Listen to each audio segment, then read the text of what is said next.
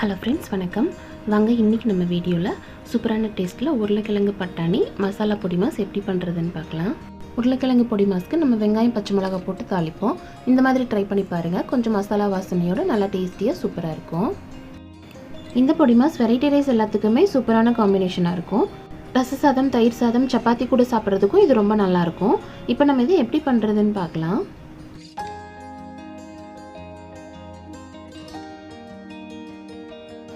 First இதுக்கு பட்டாணியும் உருளைக்கிழங்கும் வேக வச்சுக்கலாம். குக்கரில் போட்டு தேவையான அளவுக்கு விசில் வச்சு வேக வச்சுக்கலாம். உருளைக்கிழங்கோட கொஞ்சமாக உப்பு சேர்த்து வேக வச்சுக்கலாம். அப்போ தான் காயில் உப்பு பிடிக்கும். நான் வந்து காஞ்ச பட்டாணி எடுத்துருக்கிறதுனால ஓவர் நைட் இதை வந்து ஊற வச்சுருக்கிறேன். இதையும் குக்கரில் சேர்த்துட்டு ஒரு 2-3 விசில் வச்சு வேக வச்சு எடுத்துக்கலாம். இப்போ உருளைக்கிழங்கு நல்லா வெந்துருச்சு. இதை நல்லா ஆற வச்சுட்டு தோல் உரித்து எடுத்துக்கலாம்.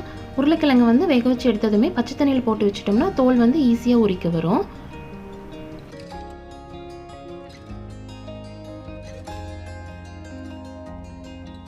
இந்த மாதிரியே எல்லா உருளைக்கிழங்கையும் தோல் உரித்து எடுத்து வச்சுக்கலாம்.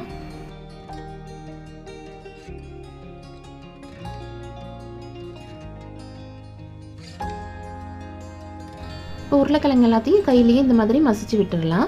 இது வந்து ரொம்ப குலைவாக மசிக்க வேண்டியதில்லை. ஓரளவுக்கு சின்ன சின்ன பீசஸ் இருக்கிற மாதிரியே மசிச்சு விட்டுடலாம்.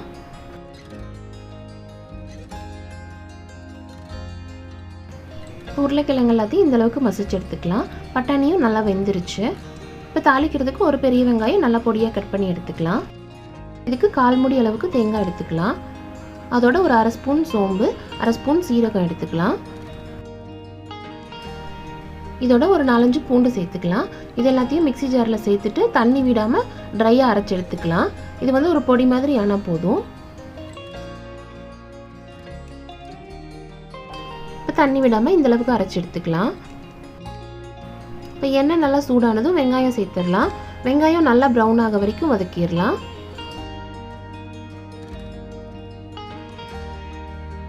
இப்போ வெங்காயம் இந்த அளவுக்கு நல்லா வதங்கினதும் இதோட கொஞ்சமாக மஞ்சள் தூள் சேர்த்துக்கலாம்.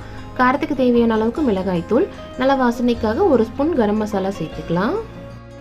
இதோடவே கொஞ்சமாக கருவேப்பிலையும் சேர்த்து இது எண்ணெயிலேயே நல்லா பரட்டி விட்டுடலாம். இது நல்லா வாசனை வர வரைக்கும் வதக்கிக்கலாம்.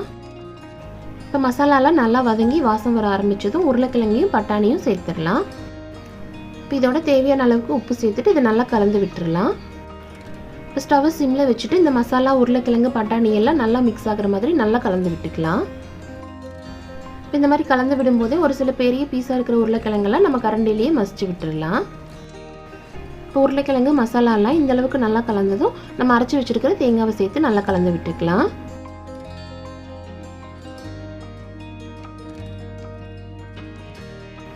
ஸ்டவ்வை வந்து சிம்லேயே வச்சுக்கலாம், இல்லைன்னா அடி பிடிச்சிரும். இப்போ இதோட பொடியாக கட் பண்ண மல்லித்தலை சேர்த்து கலந்து விட்டுக்கலாம்.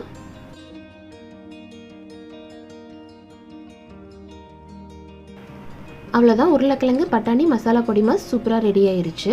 கண்டிப்பாக இதே மாதிரி ட்ரை பண்ணி பாருங்கள். ரச சாதம், தயிர் சாதத்துக்கெல்லாம் சூப்பரான காம்பினேஷனாக இருக்கும். இது வந்து சப்பாத்திக்குமே சூப்பரான காம்பினேஷனாக இருக்கும். கண்டிப்பாக இதே மெத்தடில் ட்ரை பண்ணி பாருங்கள். ரொம்ப ஈஸியாக செஞ்சிடலாம். டேஸ்ட்டும் ரொம்ப ரொம்ப சூப்பராக இருக்கும். செஞ்சு பார்த்துட்டு எப்படி இருந்துச்சுன்ட்டு கமெண்ட்டில் சொல்லுங்கள். இந்த வீடியோ பிடிச்சிருந்தா லைக் பண்ணுங்கள். உங்கள் ஃப்ரெண்ட்ஸ் அண்ட் ஃபேமிலிக்கு ஷேர் பண்ணுங்கள். மறக்காமல் நம்ம சேனலை சப்ஸ்கிரைப் பண்ணுங்கள். தேங்க்யூ.